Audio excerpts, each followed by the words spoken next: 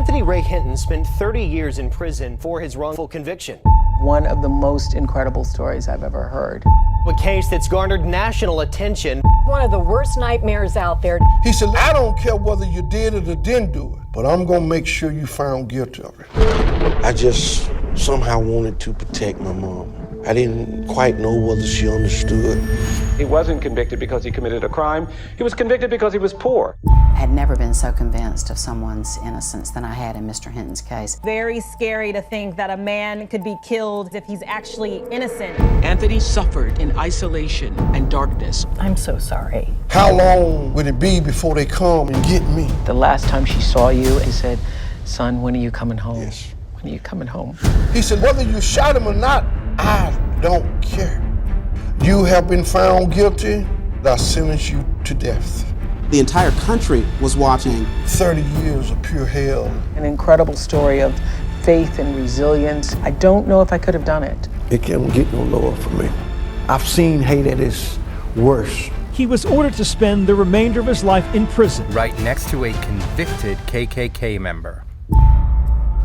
There stood two white gentlemen that I never seen before. I said, can I help you? He said, we have a warrant for your arrest. We want you to put your hands behind your back. I showed my mother the handcuff, and like any good mother, she began to scream and holler, what are those handcuffs doing on my baby?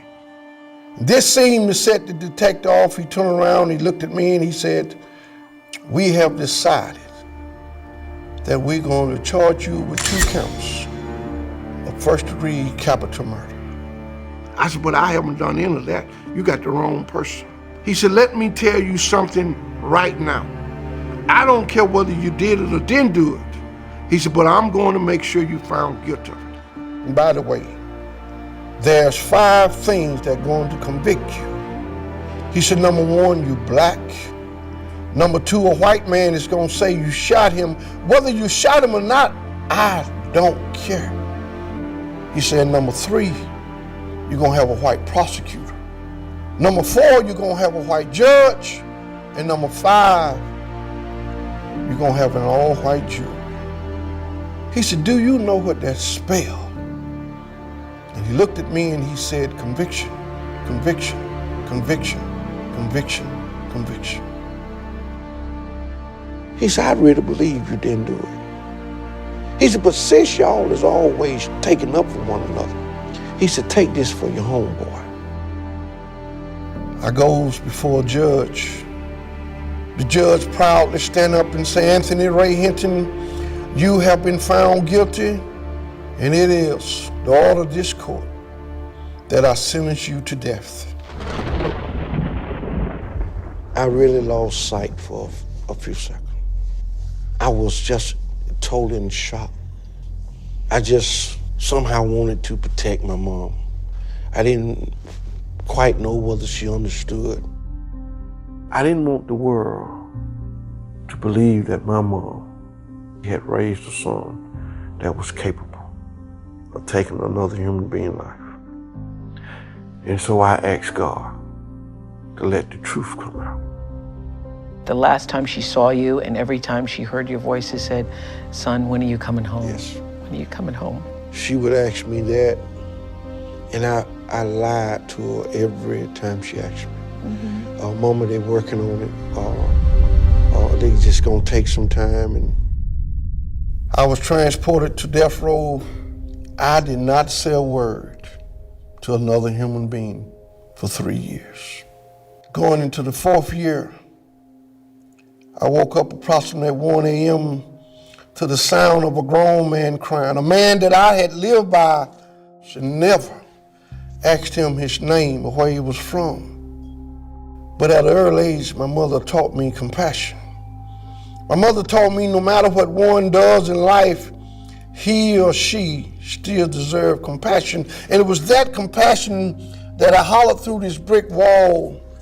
And I said, sir, do you need me to call and get the officer back here? He said, no. My name's Ray, I said. There was silence. There was something in this guy's voice. He sounded alone. I'm from Praco, I said. I'm proud to be the son of Bueller Hinton, The best mother God ever sent down to this earth, who can make a pie like an angel and swat you like the devil if you try to eat it before she says so. I heard a few guys laugh, but I didn't know if the guy whose name I was waiting on was one of them. My mom makes a pretty good pie herself, he finally said. My name is Henry. Henry was a Ku Klux Klansman's son. His daddy was a Grand Wizard in the Klan's organization. Henry's father was upset that a black man had got found not guilty in a murder trial, and he ordered them to go out and kill the first black man that they came across. As I got to know Henry and realized that Henry had been taught to hate all his life. I had no anger toward Henry. He had been taught to fear blacks. He had been trained to hate. Henry and I became friends, and before Henry was moved to the death room to wait for his execution, we talked one last time. I'm sorry, Ray. I'm sorry for what I done. I know you are. God knows you are. I don't know if I ever told you this, but I have a brother named Ray. He's my brother too. I could hear that Henry was crying, and my heart broke for him. Henry was my friend. It wasn't complicated. I would show him compassion because that's how I was raised. Compassion doesn't know what color you are, and I think Henry felt more love from the black men on death row than he ever did at a KKK meeting or from his own father and mother.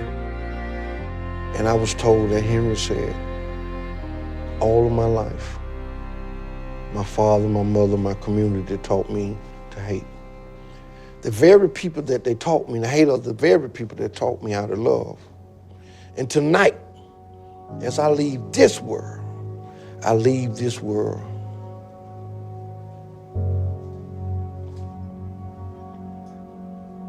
knowing what love feels like. And I often say that if we can teach people to hate, we should be able to teach them to love. I really believe Henry left this world a better man than he came in it. In 30 years, I witnessed 54 men walk by my cell only to be executed. And I kept saying, how long can I survive this madness? How long will it be before they come and get me? The night I found out that my mom had died, I really didn't give a damn whether I lived. And that night, as I tried to sleep, it was as though my mom came in the cell and stayed in my ear all night long. And I could hear her saying, I did not bring you up to be a quitter. And early that morning, I called Mr. Stevenson and I said, Mr. Stevenson, I want you to give the state of Alabama all the hell you can give them.